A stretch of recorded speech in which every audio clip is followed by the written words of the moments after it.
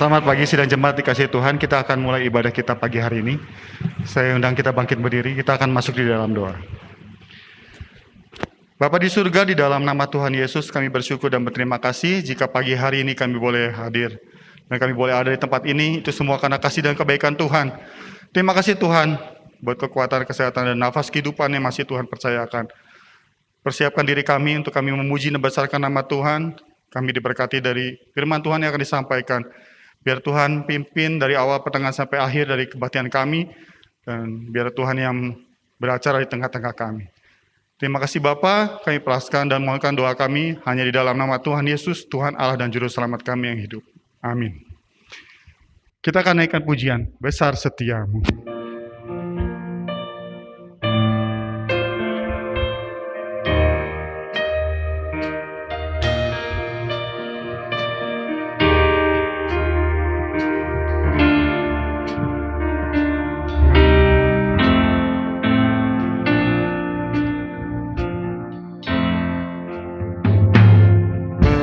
Besar setiamu, Allah Bapa-Ku, tiada pertukaran bayamu, kasih setiamu kekal selamanya. Besar setiamu kepadaku, besar setiamu, besar setiamu, Allah Bapa-Ku, besar anugerah-Mu,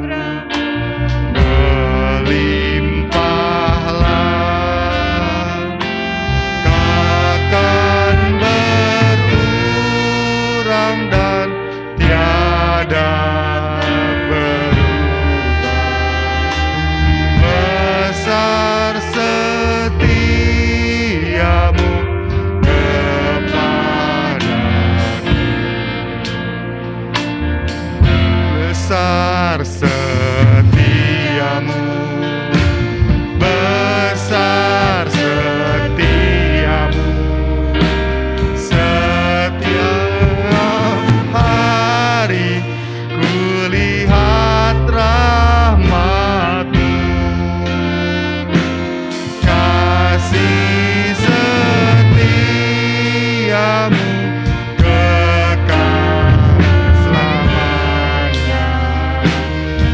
besar setiamu kepadaku,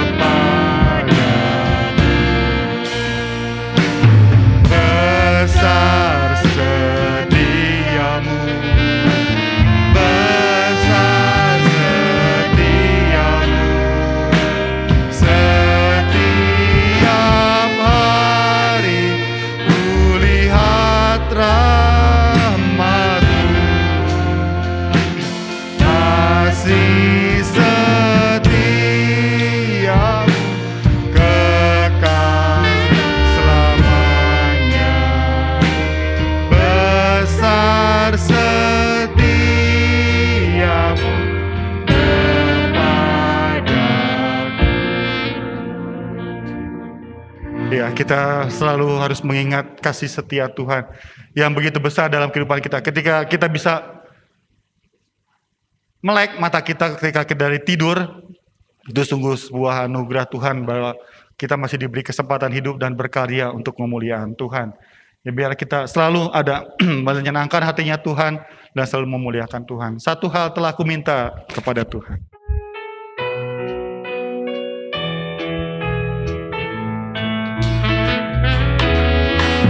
Satu hal telah ku minta kepada Tuhan, itulah yang ku ingini,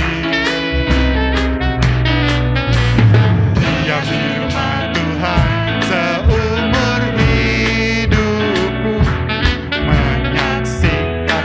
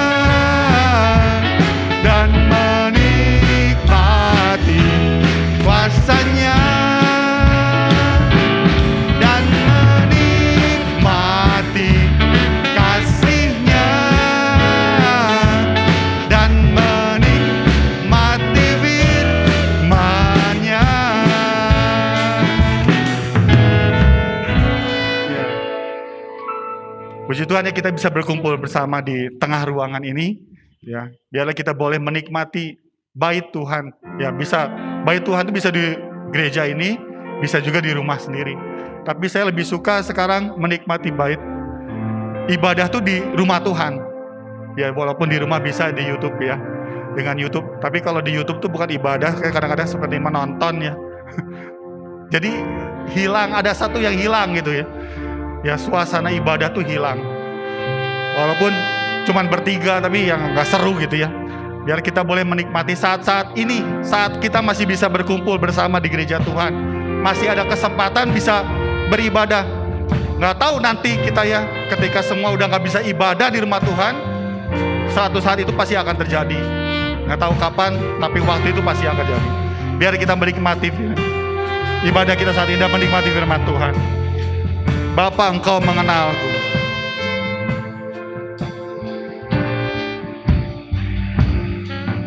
Bapa, Engkau mengenalku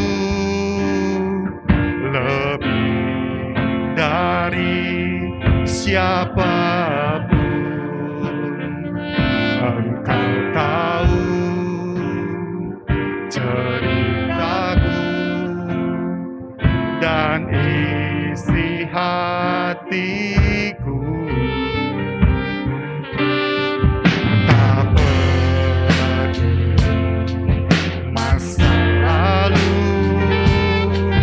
Engkau tetap memilihku. Ubahkanku, sempurnakan jadi karya yang indah. Kini aku percaya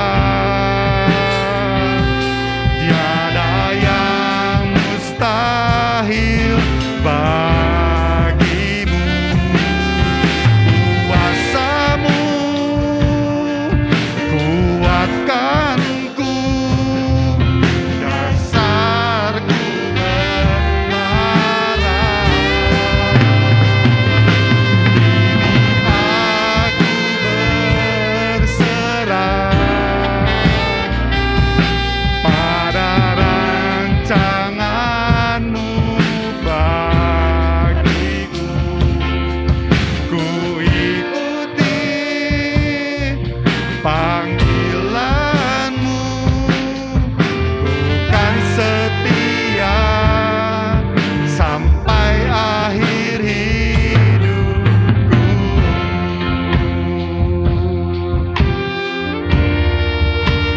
Bapa, Engkau mengenalku. Oh Yesus, haleluya. Bapa, Engkau mengenalku lebih dari siapapun. Engkau tahu ceritaku dan isi hatiku. Tak peduli masa lalu, Engkau tetap memilihku. Ubahkanku, sempurnakan jadi karya yang indah. Kini aku percaya tiada yang mustahil bagimu. Kuasamu kuatkanku, dasar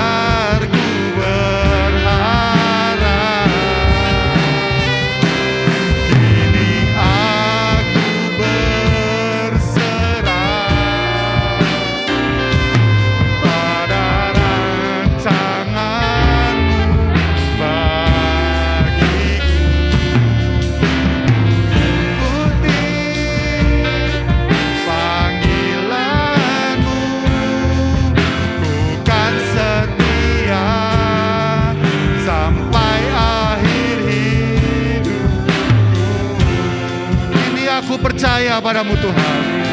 Amin. Kini aku percaya tiada yang mustahil bagimu.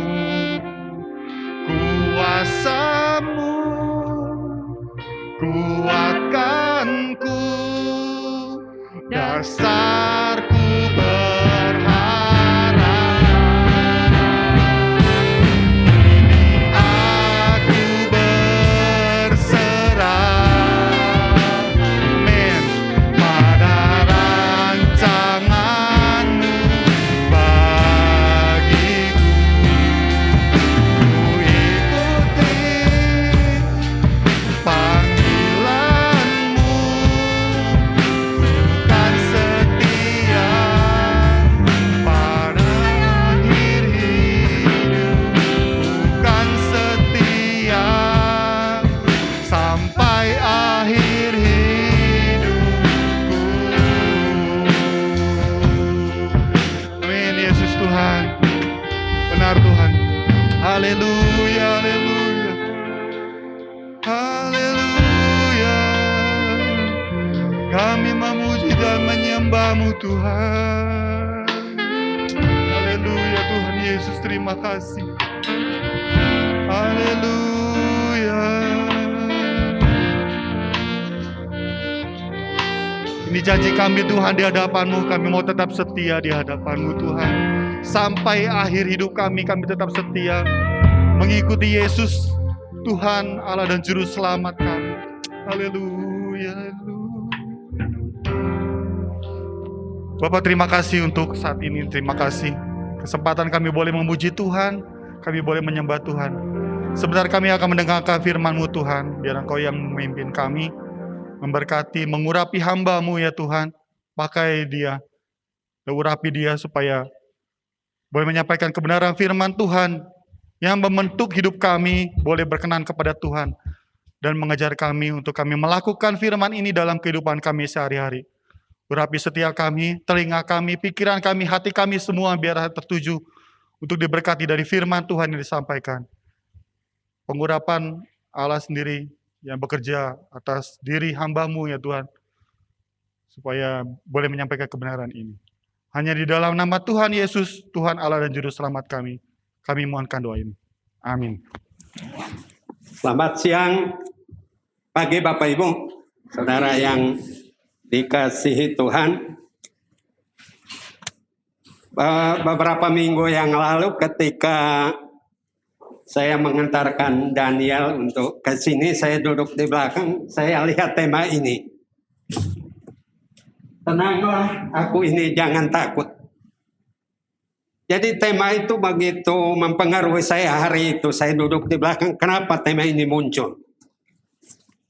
Nah, saya memikirkannya berkali-kali dan minggu ini ketika mempersiapkan firman Tuhan ini, firman ini kembali teringat dalam pikiran saya, bahkan terbawa dalam mimpi. Jadi saya memimpikan tema kita ini, walaupun pada awal tahun Pak Gembala sudah menyampaikannya, tapi hari ini kita akan melihatnya dari perspektif yang lain, yaitu dari Markus pasal yang ke-6. Dalam Markus 6 ayat 46 sampai dengan 52, demikian firman Tuhan. Sesudah itu Yesus segera memerintahkan murid-muridnya naik ke perahu dan berangkat lebih dahulu ke seberang ke Betsaida. Sementara itu ia menyuruh orang banyak pulang. Setelah ia berpisah dari mereka, ia pergi ke bukit untuk berdoa. Ketika hari sudah malam, perahu itu sudah di tengah danau, sedang Yesus tinggal sendirian di darat. Ketika ia melihat betapa payahnya mereka mendayung karena angin sakal, maka kira-kira jam 3 malam ia datang kepada mereka berjalan di atas air dan ia hendak melewati mereka. Ketika mereka melihat dia berjalan di atas air, mereka mengira bahwa ia adalah hantu. Lalu mereka berteriak-teriak. Sebab mereka semua melihat dia dan mereka pun sangat terkejut. Tetapi segera ia berkata kepada mereka, "Tenanglah, aku ini, jangan takut." Lalu ia naik ke perahu mendapatkan mereka dan angin pun redalah. Mereka sangat tercengang dan bingung. Sebab sesudah peristiwa roti itu mereka belum juga mengerti dan hati mereka tetap degil. Tenanglah, aku ini, jangan takut. Ya, kembali lagi, mengapa Tuhan mengizinkan saya terpengaruh dengan kalimat ini ya. Nah, saya lihat bahasa Alkitabnya, bahasa Yunaninya menggunakan ego emi. Inilah aku. Nah, inilah aku itu artinya bahwa Tuhan menunjukkan bahwa dia adalah berdaulat. Yang kedua, dia berkuasa atas setiap situasi yang kita hadapi. Yang ketiga, bahwa firman-Nya itu layak diandalkan oleh kita. Dan ini peristiwa yang kedua di mana terjadi badai dan gelombang di Danau Galilea. Dan kalau kita lihat di Markus pasal yang keempat juga, yang pertama itu Yesus hadir bersama-sama dengan mereka dalam perjalanan, tapi Yesus tidur. Dan ketika murid-murid ini mengalami gelombang, mereka membangunkan Yesus. Dan ketika Yesus bangun, yang disuruh tenang itu angin dan gelombang.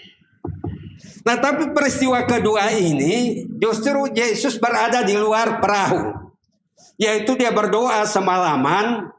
Dan ketika ia melihat betapa payahnya mereka mendayung karena angin sakal, ia datang menghampiri mereka. Dan ketika mereka takut, yang Yesus katakan, "Tenanglah, aku ini, jangan takut." Jadi yang ditenangkan adalah murid-muridnya. Jadi yang pertama yang ditenangkan badai dulu. Nah, peristiwa yang kedua yang ditenangkan adalah hati murid-murid. Dan menyuruh mereka untuk mengenal siapa dia. Ketika kita berada dalam persoalan, ayat ini sangat penting. Karena kita diliputi perhatian kita terarah hanya pada masalah. Kita lupa bahwa ada Tuhan. Kita lupa bahwa dia berkuasa, dia berdaulat atas setiap situasi kita. Nah, karena itu tenang itu artinya tidak digoncang-goncang. Tenang, tidak digoncang-goncang. Nanti kita akan lihat bahwa di dalam Alkitab 3 peristiwa besar yang berhubungan dengan gelombang ini dilukiskan bagi kita supaya kita pelajari. Nah, di Perjanjian Lama kita tahu kisah Yunus. Nah, kenapa dia mengalami gelombang? Karena dia melarikan diri dari panggilan Tuhan. Ketika Tuhan menyuruh dia untuk pergi ke Niniwe, dia melarikan diri ke Tarsis. Artinya tidak patuh pada firman Tuhan.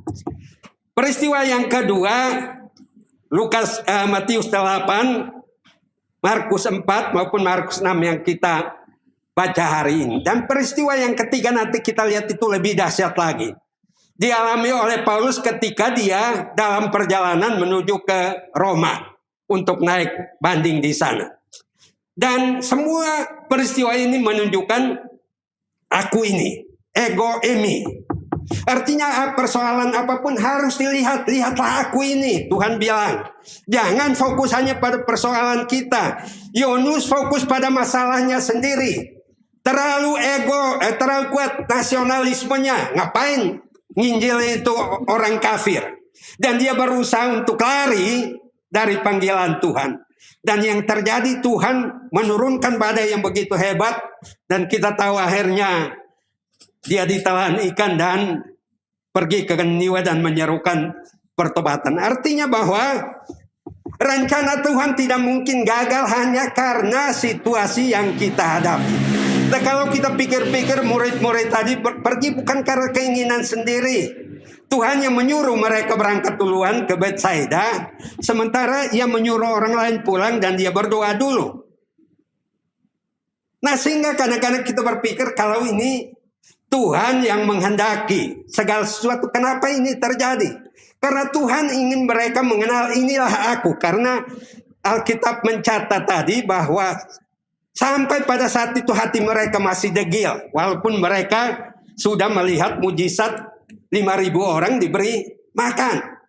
Nah, artinya Tuhan memperkenalkan bukan hanya sekedar melipat gandakan berkat, tetapi ada persoalan lain di mana kita harus melihat pada Tuhan, bukan hanya melihat pada masalah kita. Saudara, kalau lihat sekarang ini tiap hari yang kita lihat COVID, hati kita COVID. Apakah pikiran kita tertuju pada Tuhan yang berkuasa untuk menghentikan COVID ini? Dan itulah yang dialami oleh murid-murid. Dan kenapa Tuhan mengingatkan saya untuk menyampaikan firman Tuhan ini lagi? Padahal di Sinai sudah saya menyampaikan firman Tuhan ini ya. Tapi Tuhan mengingatkan saya bahwa kadang-kadang memang di dalam kehidupan kita cenderung lupa bahwa ada Tuhan yang dapat melakukan segala sesuatu bagi kita. Dan ini tidak diundang oleh murid-murid. Markus mencatat bahwa ketika ia melihat betapa payahnya mereka mendayung, aku ini adalah Tuhan yang mengetahui apa yang sedang terjadi pada kita. Saudara, orang yang dikasihi, kita mungkin belum sempat berdoa, sempat berkeluh kesah di hadapan Tuhan. Tuhan lihat, Tuhan tahu betapa payahnya kita menghadapi situasi yang tidak normal saat ini. Nah, hal itu juga dibuktikan bahwa aku ini berarti firman Tuhan berkuasa, ada cara Tuhan yang Tuhan pakai untuk menolong kita saat kita menghadapi badai yang besar dalam kehidupan ini. Mari kita lihat satu bagian dari Kisah pasal 27. Nah, ini perjalanan Paulus ke Roma. Nah, Tuhan yang menyuruh dia untuk naik banding dan bersaksi di Roma. Tapi inilah badai yang paling lama yang dialami oleh Rasul Paulus. Kalau murid-murid tadi hanya beberapa jam. Nah, tetapi apa yang dialami oleh Rasul Paulus 14 hari lamanya. Nah, di Kisah pasal 7 27 maaf. Mari saya akan membacakan ayat 3 sampai 5 terlebih dahulu. Kisah 27. Pada keesokan harinya kami singgah di Sidon. Julius memperlakukan Paulus dengan ramah dan memperbolehkannya mengunjungi sahabat-sahabatnya supaya mereka melengkapkan keperluannya.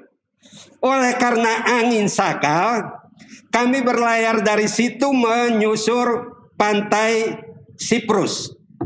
Dan setelah mengarungi laut di depan Kilikia dan Pamfilia, sampailah kami di Mira dan di daerah Lydia. Jadi setiap peristiwa itu biasanya ada gejala awal. Gejala awal yang memperingatkan kita supaya mengingat aku ini. Mengingat pada Tuhan. Atau mengingat pada firman-Nya. Jadi orang-orang ini ada 200-an di kapal yang ditumpangi Paulus. Berarti kapal yang sangat besar. Bukan kapal kecil. Dan itu sudah angin sakal. Bertiup angin yang bertiup dari depan kapal. Nah, sehingga Paulus memperingatkan mereka mulai ayat yang ke-7 sampai dengan ayat yang ke-13 dikatakan, selama beberapa hari berlayar, kami hampir-hampir tidak maju dan dengan susah payah kami mendekati Knudus. Karena angin tetap tidak baik, kami menyusur pantai Kreta melewati Tanjung Salmone. Sesudah kami dengan susah payah melewati tanjung itu, sampailah kami di sebuah tempat bernama Pelabuhan Indah dekat kota Lasea. Sementara itu sudah banyak waktu yang hilang. Waktu puasa sudah lampau dan sudah berbahaya untuk melanjutkan pelayaran. Sebab itu Paulus memperingatkan mereka, katanya, saudara-saudara, aku lihat bahwa pelayaran kita akan mendatangkan kesukaran dan kerugian besar. Dan bukan saja bagi muatan dan kapal, tetapi juga bagi nyawa kita. Tetapi perwira itu lebih percaya kepada jurumudi dan nahkoda kapal daripada perkataan Paulus. Nah, saudara lihat, bahwa ketika orang menghadapi persoalan, dikatakan mereka susah payah berlayar. Nah, Tuhan menyuruh hamba Tuhan ini untuk mengingatkan mereka bahwa lebih baik mereka tidak melanjutkan perjalanan karena ini berbahaya. Tapi apa yang terjadi? Bahwa orang cenderung lebih percaya pada apa? Ahli, expert, bukan pada hamba Tuhan. Mungkin hamba Tuhan dianggap itu biasa-biasa aja, nasihatnya udah sering seperti itu. Dan dikatakan bahwa lebih percaya pada jurumudi dan nahkoda daripada firman Tuhan yang disampaikan melalui Paulus. Dan ini yang menjadi persoalan, bahwa ketika kita berada dalam masalah, kenapa Tuhan bilang inilah aku? Maksudnya kita pusatkan perhatian kita pada firman, pada Tuhan, bukan pada kehebatan kita, bukan pada kepiawaian kita, pengalaman kita. Jurumudi ya pasti pengalaman lah. Nahkoda juga demikian, mengarungi laut Mediterania, laut tengah itu sudah berkali-kali. Nah, tetapi Alkitab mencatat bahwa di situ ada pelabuhan yang namanya pelabuhan indah. Bukan satu nama yang kebetulan Paulus bilang kita berlabuh saja di sini, ini tidak baik untuk melanjutkan perjalanan. Tapi mereka tidak percaya. Lalu apa yang terjadi? Orang kalau tidak percaya biasanya tertipu dengan keadaan. Ayat yang ke-15. Pada waktu angin sepoi-sepoi bertiup dan dari selatan, mereka menyangka bahwa maksud mereka sudah tentu akan tercapai. Mereka membongkar sau lalu berlayar dekat sekali menyusur pantai. Padahal tadi mereka sudah susah payah berlayar, dan hamba Tuhan ini diberikan Tuhan kemampuan untuk menasehati mereka bahwa perjalanan kita tidak akan menguntungkan kita. Tapi situasi tiba-tiba berubah. Angin sepoi-sepoi. Mereka optimis, wah berarti salah hamba Tuhan itu. Lebih betul nahkoda dan jurumudi. Buktinya situasinya berubah. Tapi kita lihat apa yang terjadi selanjutnya. Ayat 14. Tetapi tidak berapa lama kemudian turunlah dari arah pulau itu angin badai yang disebut angin timur. Kapal itu dilandanya dan tidak tahan menghadapi angin haluan. Karena itu kami menyerah saja dan membiarkan kapal kami terombang-ambing. Kemudian kami hanyut sampai ke sebuah pulau kecil bernama Kauda. Dan di situ dengan susah payah kami dapat menguasai sekoci kapal. Dan setelah sekoci itu dinaikkan ke kapal, mereka memasang alat-alat menolong dan melilit kapal itu dengan tali. Dan karena takut terdampar di Beting Sirtis, mereka menurunkan layar dan membiarkan kapal itu terapung-apung saja. Karena kami sangat hebat diombang-ambingkan angin badai, maka pada keesokan harinya mereka mulai membuang muatan kapal. Nah, artinya apa? Mereka terkecoh dengan angin yang sepoi-sepoi tadi, tidak memperhatikan nasihat firman Tuhan. Apa yang terjadi? Kerugian mulai terjadi. Muatannya mereka bawa yang tujuannya akan mendapat penghasilan besar ketika hasil itu akan dijual di dataran Italia. Sekarang ini mereka harus buang. Mereka harus campakkan karena dengan pertimbangan untuk meringankan kapal. Nah, karena apa? Tidak taat pada firman Tuhan. Menganggap sepele itu nasihat dari hamba Tuhan macam Paulus. Apalagi Paulus pada waktu itu disebut sebagai narapidana karena dia seorang tahanan yang sedang akan naik banding ke kaisar. Jadi orang meremehkan dia, meremehkan apa yang disampaikan dan lebih percaya pada ahli. Ya, kalau situasi sekarang ini nasihat seorang pendeta Daniel, seorang pendeta Domingus kalahlah sama ahli epidemiologi. Kalahlah sama ahli-ahli ekonomi yang sudah piawai. Tapi perkataan mereka tidak ada kuasa. Firman Tuhan yang disampaikan oleh hamba Tuhan sederhana ada kuasanya. Ahli punya kemampuan, tidak punya kuasa. Karena itu tenanglah, aku ini Lihatlah padaku dan firmanku dan hamba-hambaku yang melaluinya firmanku akan disampaikan. Nah, sesudah itu apa yang terjadi? Ayat yang ke-20 dan seterusnya. Setelah beberapa hari lamanya, baik matahari maupun bintang-bintang tidak kelihatan. Dan angin badai yang dahsyat terus-menerus mengancam kami. Akhirnya apa? Putuslah segala harapan kami untuk dapat menyelamatkan diri. Orang kalau sudah diterpa masalah terus-menerus dalam waktu yang panjang, lambat laun putus harapan. Lambat laun tidak lagi punya kemampuan. Dan di tengah-tengah situasi seperti itu Tuhan bilang, inilah aku. Tenanglah, lihatlah padaku, bukan lihat pada situasi. Mereka lihat situasi terkecoh. Berpegang pada pengalaman mereka pada kemampuan nahkoda dan jurumudi ternyata tambah buruk. Dan kerugiannya makin bertambah di sini. Ayat 21, dan karena mereka beberapa lamanya tidak makan, berdirilah Paulus di tengah-tengah mereka dan berkata, saudara-saudara, jika sekiranya nasihatku dituruti, supaya kita jangan berlayar dari kereta, dan pasti kita terpelihara dari kesukaran dan kerugian ini. Penyesalan selalu datang terlambat. Seandainya mereka menuruti nasihat Paulus di pantai indah itu, kapal aman, muatan aman. Mereka tidak harus menahan lapar 14 hari lamanya. Oleh karena apa? Tidak mau mendengarkan nasihat firman Tuhan. Jadi orang tenang itu kalau apa? Dia tenanglah aku ini. Tenang kalau dia dekat firman Tuhan. Mazmur 62 bilang apa? Hanya dekat Allah saja aku tenang. Tapi ini kita dekat Allah. Orang yang ngomong tadi narapidana. Orang yang ngomong ini seorang yang divonis bersalah oleh para imam kepala dan ahli Taurat di Yerusalem. Dan orang tidak percaya. Tapi kalau mereka tidak percaya, memang mereka belum orang percaya. Jangan kita menyamakan diri kita dengan mereka, karena kita sudah percaya. 200 orang dalam kapal ini, semuanya tidak percaya kecuali Paulus seorang diri.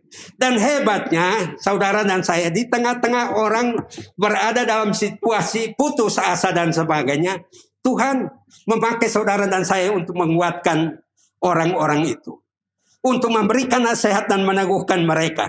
Ayat 22. Tapi sekarang dalam kesukaran ini, aku menasihatkan kamu. Supaya kamu apa? Tetap bertabah hati. Sebab tidak seorang pun dari antara kamu yang akan binasa kecuali kapal itu. Karena apa? Karena tadi malam seorang malaikat dari Allah, yaitu dari Allah yang aku sembah sebagai miliknya, berdiri di situ. Semalam Tuhanku ini datang memperkenalkan, aku ini, jangan takut Paulus. Lalu Paulus menasihatkan orang ini, Allahku yang aku sembah. Apakah saudara dan saya punya cukup kebanggaan pada Allah kita?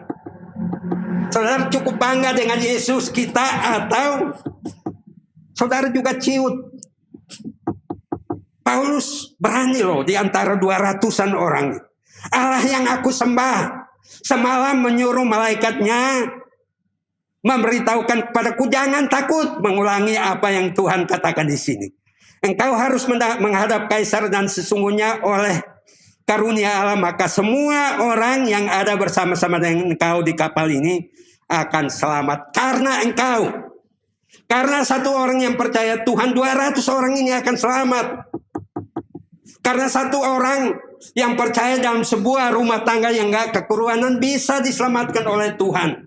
Satu orang yang berada di dalam keluarga yang semuanya sudah putus harapan, dia memberi nasihat Tuhan, memperkenalkan kuasa Yesus, mereka akan selamat karena engkau.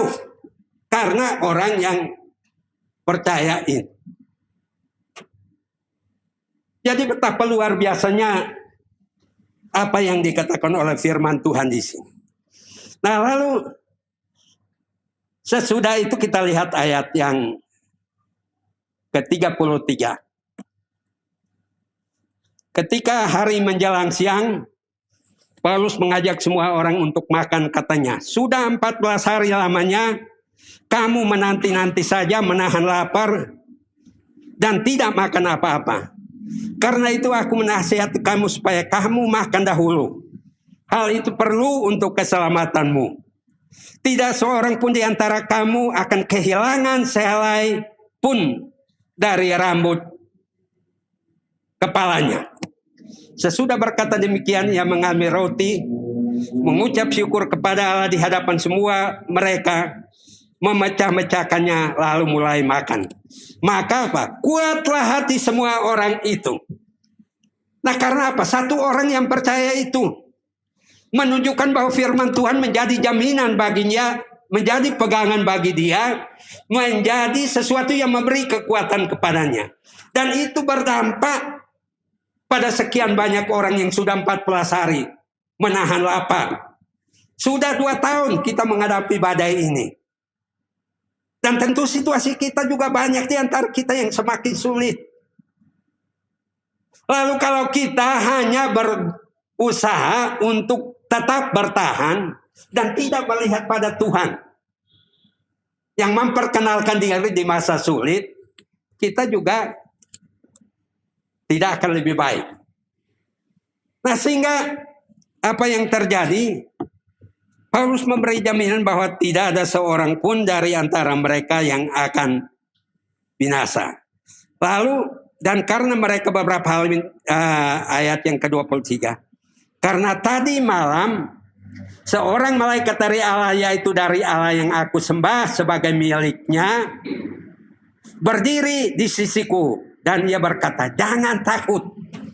Jadi tengah-tengah situasi ini kembali lagi diingatkan. Dan Paulus tahu betul bahwa Allahnya mengutus malaikatnya.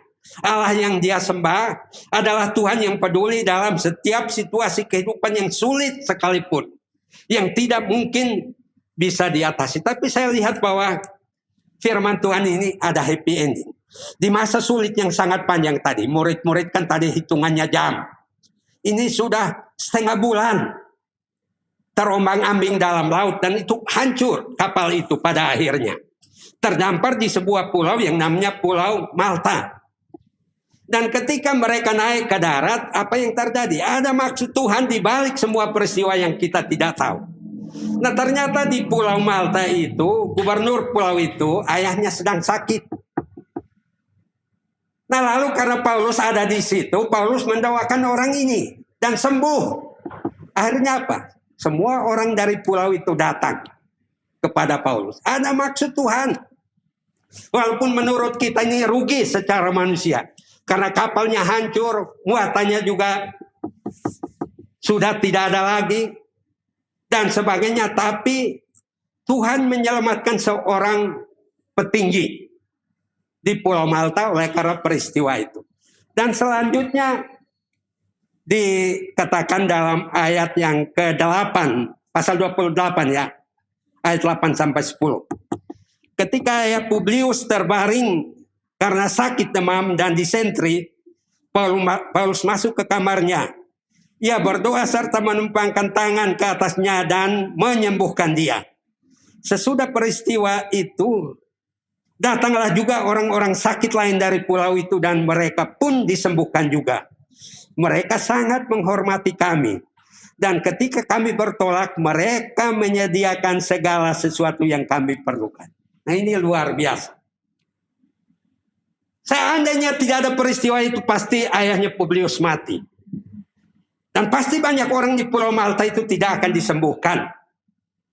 Nah, tapi dengan peristiwa tragis yang dalam kacamata kita sebagai manusia ini sangat merugikan, justru ini menyelamatkan orang satu pulau. Dan lebih daripada itu pemeliharaan Tuhan bagi Paulus. Karena Paulus masih akan melanjutkan perjalanan ke Roma tidak tahu berapa lama. Karena pada waktu itu kapal layar, kapal api yang tidak memiliki kecepatan seperti kapal-kapal modern sekarang. Nah pasti persediaannya selama badai itu sudah habis. Tapi Tuhan suruh dia menyimpang ke Pulau Malta dan itu kebutuhannya dicukupkan sampai dia akan tiba di Roma. Hal yang kita tidak pahami. Nah karena itu Tuhan bilang, tenanglah aku ini. Kita tidak tahu bagaimana Tuhan merancang dan mengatur ke depan. Untuk beberapa jam setelah kita pergi dari gereja kita tidak tahu apa yang terjadi. Tapi Tuhan tahu apa yang hendak dilakukannya bagi orang-orang yang mengasihi dia. Bagi orang yang matanya tertuju kepada Tuhan. Bagi orang yang dalam situasi apapun melihat pada Tuhan. Aku ini.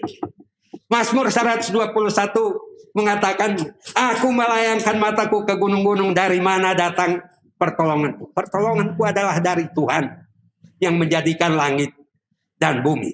Jadi Bapak Ibu Saudara sekalian, sekali lagi bahwa firman Tuhan ini Tuhan ingatkan saya 3 minggu yang lalu ketika saya membaca ini.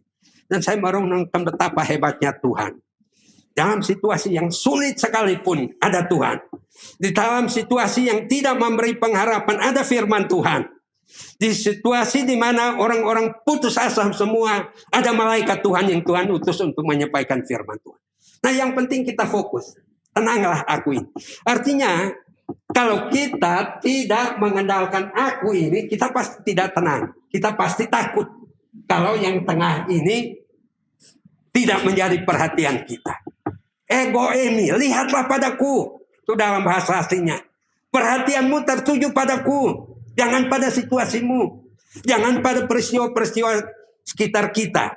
Sebab apa? Tuhan berkuasa. Firman-Nya berkuasa. Tuhan hadir di setiap masalah. Tuhan perhatikan kita. Tuhan mau melakukan yang terbaik. Merancang apa yang tidak kita bayangkan sekalipun. Seandainya kapal ini tidak karam, bisa saja persediaan Paulus di tengah-tengah lautan dalam perjalanan itu habis juga. Tapi dengan peristiwa ini orang-orang disiapkan untuk mencukupkan kebutuhan Paulus. Dan yang mencukupkan bukan orang main-main. Gubernur Pulau Malta pasti dia menyediakan yang terbaik. Jadi saudara, kuatkan dan teguhkan hati kita menurut apa yang Tuhan katakan pada Paulus. Tabahkanlah hati kita menghadapi situasi ini. Karena badai pasti berlalu. Ada rancangan Tuhan di depan yang kita tidak tahu. Tapi semuanya pasti indah pada waktu yang sudah Tuhan tetapkan. Tenanglah, aku ini, jangan takut. Amin saudara. Tuhan memberkati kita. Mari kita berdoa. Bapa Surgawi, kami mengucap syukur bahwa firman-Mu memberikan jaminan bagi kami bahwa kehadiran-Mu dalam setiap situasi kehidupan kami membawa kami pada perkara-perkara ajaib yang Tuhan sudah rancang, dan rancangan-Mu tidak pernah gagal hanya karena situasi yang kurang baik yang kami hadapi.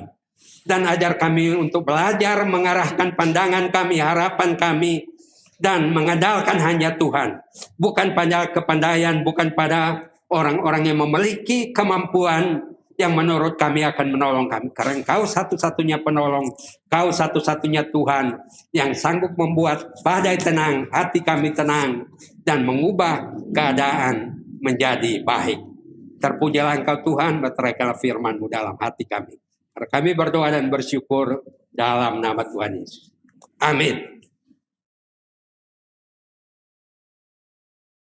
Demikian Bapak Ibu sekalian, kita sudah diberkati lewat kebenaran firman Tuhan, dan saya juga mengaturkan terima kasih atas pelayanan Bapak Pendeta Dr. Dopinus Nat pada pagi hari ini. Kiranya Tuhan selalu memberikan kesehatan dan kekuatan dan dapat terus melayani pekerjaan Tuhan dengan ajaibnya. Mari Bapak Ibu sekalian kita nyanyikan sebuah pujian. Nyanyikan nyanyian baru bagi Tuhan, dan setelah itu kita akan tutup ibadah kita pada pagi hari ini. Kita akan bangkit berdiri bersama-sama.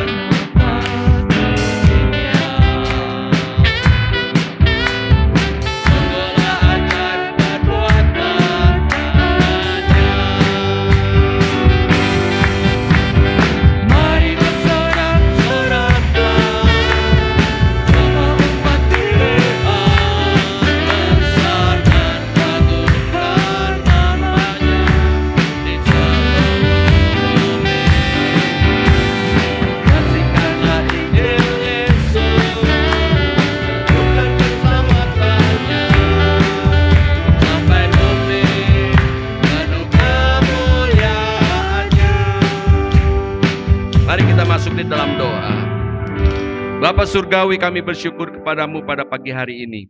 Terima kasih Tuhan, Engkau sudah menyertai, memimpin ibadah kami dari permulaan sampai dengan selesainya.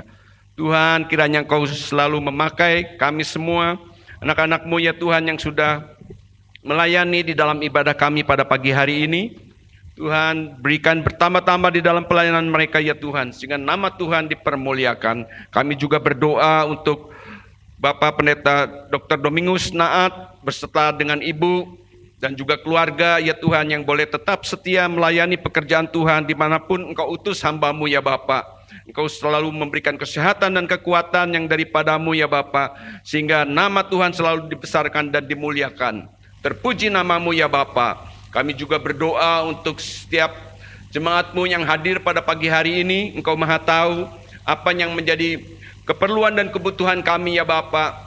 Dan juga nasihat firman Tuhan pada pagi hari ini boleh menguatkan iman kami dalam mengisi waktu hari yang Tuhan percayakan bagi kami semua ya Tuhan. Terima kasih ya Tuhan, terima kasih Bapa. Dan kami berdoa buat Bapak Ibu sekalian yang berusaha, yang berdagang, yang bekerja Tuhan. Engkau menolong selalu di dalam kehidupan kami.